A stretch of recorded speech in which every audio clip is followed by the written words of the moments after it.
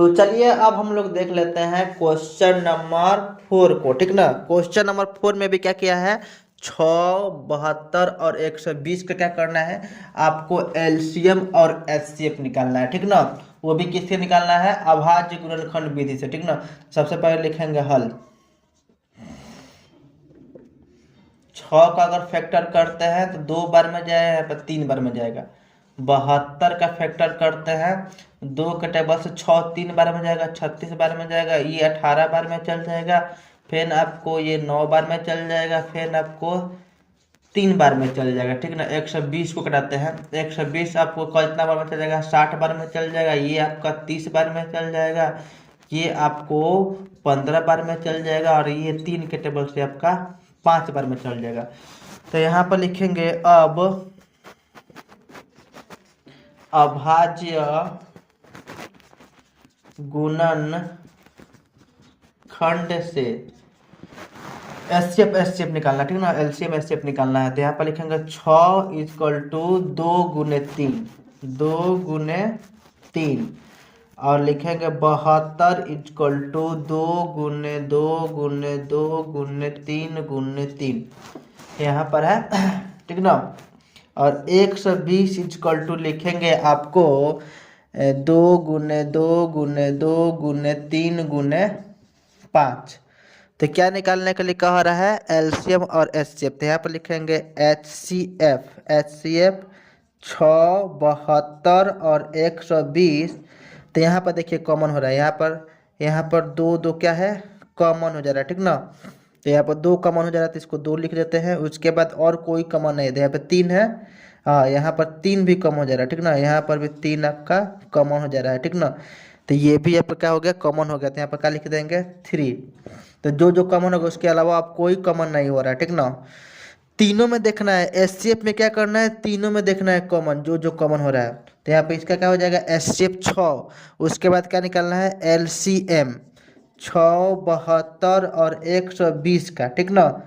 तो यहाँ पर तो 2 गुने 3 ऐसे ही लिखा जाएगा। अब जो जो बचा है, 2 बचा है, 2 बचा है, 3 बचा है, 2 गुने 2 गुने 3 हो गया, ठीक ना। उसके बाद यहाँ पर भी 2 बचा है, तो 2 गुने 2 गुने, और यहाँ पे क्या बचा है, 5 बचा है।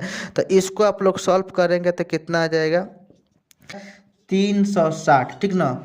कितना आएगा, 360। तो यहाँ पर एचसीएफ और एलसीएम निकल गया। एलसीएम कितना आया, 6, और एचसीएफ कितना आया, 360। तो बस इतना ही रहने देंगे, आंसर हो गया। अब नेक्स्ट आगे बढ़ते हैं, नेक्स्ट सवाल की ओर। देखिए यहाँ पर 5 नंबर क्या कह रहा है, 5 नंबर, ठीक ना। इसको देख रहे रिकॉर्डिंग हो रहा है कि नहीं, रिकॉर्डिंग हो रहा है। 5 नंबर देखिए क्या कह रहा है, इतना का एचसीएफ दे दिया है और इतना का एलसीएम निकालना है। इतना का दोनों का एलसीएम एचसीएफ दे दिया है 9, इसका एलसीएम निकालना है। तो सबसे पहले लिखेंगे हल। क्या लिखेंगे, हल। लिखेंगे दो संख्याओं का गुणनखंड, दो संख्याओं का गुणनफल क्या होता है, गुणनखंड नहीं, गुणनफल मतलब गुना क्या होता है, एल होता है आपका एचसीएफ गुने एलसीएम, ठीक ना। 2 गो संख्या है ये। तो यहाँ पर लिख देंगे 306 गुने 697 इक्वल टू हो जाएगा एचसीएफ इंटू एलसीएम। यहाँ पर लिख देंगे 306 गुने 657 इक्वल टू एचसीएफ का मान कितना दिया है, 9। तो यहाँ पर 9 लिख देंगे। एलसीएम का मान नहीं दिया है, यही निकालना है। तो जो 9 है ये इधर आ जाएगा, ठीक ना।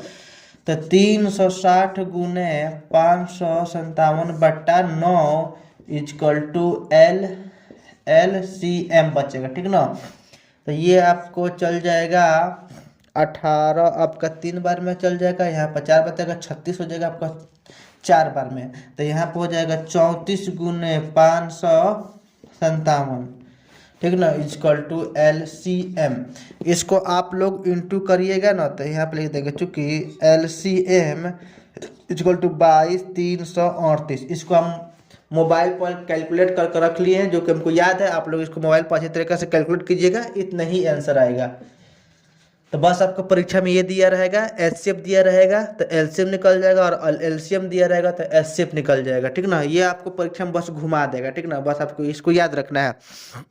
अब नेक्स्ट आपको ये, तो चलिए अब हम लोग देख लेते हैं क्वेश्चन नंबर 6 और 7 को। जो क्वेश्चन नंबर 6 और 7 है मोस्ट VBI इंपॉर्टेंट क्वेश्चन होगा, ठीक ना, 6 और 7। तो यहाँ पर सिद्ध करे कि √3 एक अपरिमेय संख्या है, सिद्ध करे कि √5 एक अपरिमेय संख्या है, ठीक है। ये जो क्वेश्चन है आपको हर साल पूछता है, ठीक ना।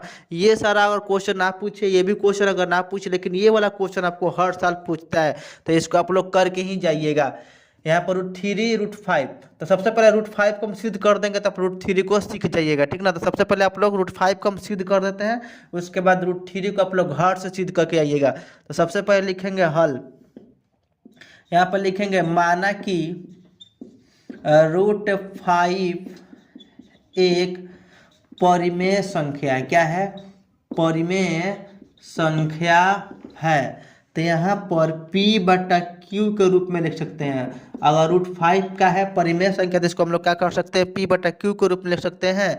लिख देंगे जहाँ P तथा Q ऐसे बता दें, Q एक पूर्णांक है। क्या है? पूर्णांक है। यहाँ पर Q = 0 नहीं है, ठीक ना, Q = 0 नहीं है। तो यहाँ पर लिखेंगे दोनों तरफ वर्ग करने पर, दोनों तरफ क्या करना है? वर्ग करना है। तो यहाँ पर पहले क्या हो जाएगा? P², यहाँ पर क्या हो जाएगा? Q², यहाँ पर √5 का स्क्वायर हो जाएगा, ठीक ना।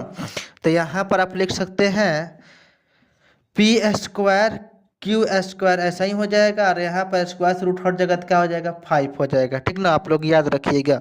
और यहाँ पर लिखिएगा P² = 5 गुने जो Q है बट्टा में आ जाएगा तो मल्टीप्लाई में हो जाएगा Q। अब यहाँ पर P² ऐसा ही रन दीजिएगा, और यहाँ पर जो Q है गुना में है, 2 यहाँ पर Q है, 1 इधर भेज दीजिएगा, तो Q² नीचे आ जाएगा, ठीक ना। चलिए हम आगे बताएंगे इसको। Q हम किए हैं, यहाँ पर 2 Q² तो 1 नीचे आएगा, तो 1 यहाँ पर आ जाएगा, ठीक ना। अब इसको हम लोग आगे यहाँ पर सॉल्व करेंगे, ठीक ना। यहाँ पर देखिए P तथा Q लिखेंगे P² Q एक भिन्न है। क्या है? भिन्न है, मतलब बट्टा में है। और 5 गुने Q, P²/Q क्या है? भिन्न है, बट्टा में है। 5 गुने Q एक क्या है? पूर्णांक है, पूर्णांक है। तो यहाँ पर लिख देंगे भिन्न मतलब बट्टा। क्या होता है? भिन्न मतलब बट्टा और पूर्णांक। यहाँ पर भिन्न है, पूर्णांक है, दोनों बराबर हो सकता है? नहीं हो सकता, यह असंभव है। क्या है? असंभव है। बस आपको याद रखना है, भिन्न बट्टा और पूर्णांक दोनों बराबर नहीं हो सकता है, असंभव है, ठीक ना, असंभव है। तो यहाँ पर आप लोग लिख दीजिएगा अतः हमारी मान्यता गलत है। √5 एक अपरिमेय संख्या है। इसको आप लोग को भी पर इसी तरीके से उतार लीजिएगा। अब नेक्स्ट क्वेश्चन की ओर हम लोग आगे बढ़ते हैं, ठीक ना। इसको उतार लीजिए आप लोग।